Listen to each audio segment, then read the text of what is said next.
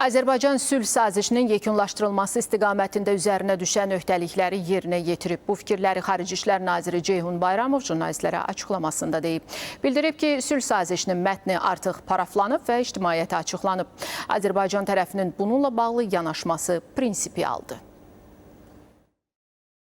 Cənab Prezident çox sayılı çıxışlarında buna dair dövlətimizin rəsmi mövqeyini bildirib. Cənab Prezident deyib ki, bizim bu istiqamətdə gözləntimiz var. Gözləntimiz isə Ermənistan Konstitusiyasından Azərbaycana olan ərazi iddialarının çıxarılmasıdır və bundan sonra heç bir əlavə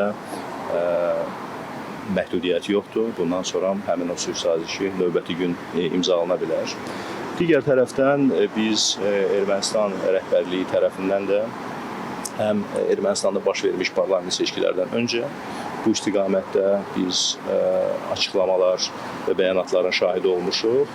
O cümlədən hətta parlament seçkilərindən sonra bu yaxınlarda bir neçə gün bundan öncə baş nazir yenidən də Ermənistan rəhbərliyinin Ermənistanda yeni konstitusiya qəbul edilmə istiqamətində addımların atılmasını bir daha səsləndirdi.